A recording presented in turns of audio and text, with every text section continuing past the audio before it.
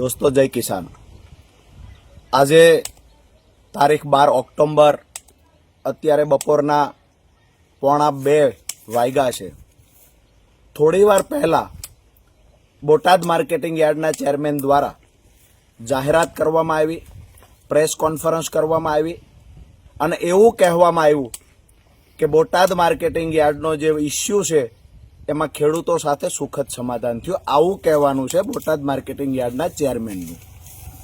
દોસ્તો, ખેડૂતોને ગુમરાહ કરવામાં હર હંમેશ મોખરે રહેલું બોટાદ માર્કેટિંગ યાર્ડ ફરી એક વખત ખેડૂતોને ગુમરાહ કરવાના પ્રયત્ન કરી રહ્યું છે।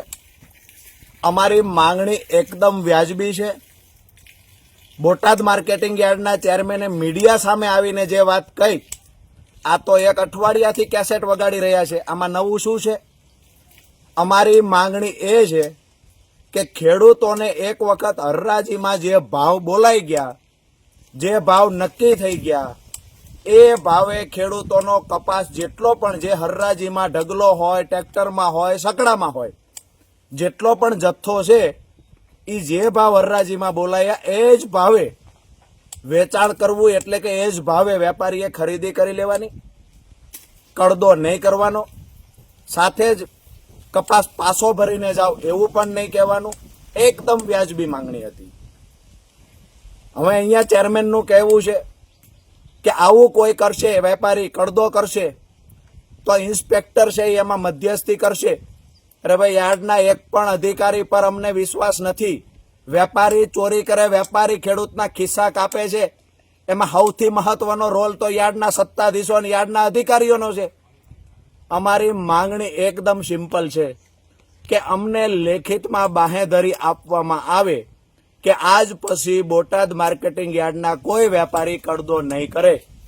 જે માલની હરાજી થઈ હોય એ જ પ્રમાણે જે ભાવ નક્કી થયા એ જ પ્રમાણે બિલ ચૂકવવામાં આવશે। બીજી માંગણી જે હતી કે બોટાદ માર્કેટિંગ યાર્ડ સુધી કપાસ પહોંચાડવાનું કામ ખેડૂતનું છે, પણ એકવાર હરાજી થઈ ગઈ, વેપારીએ જણસ એટલે કપાસની ખરીદી કરી લીધી, ત્યાર પછી કોઈ પણ જગ્યાએ કપાસ પહોંચાડવાનો હોય તો આ જવાબદારી વેપારીની રહેશે।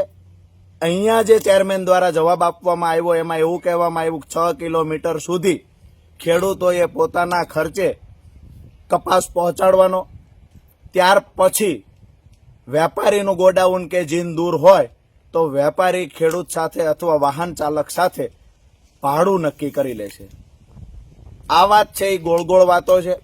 મીડિયા સામે આવીને માત્ર ને માત્ર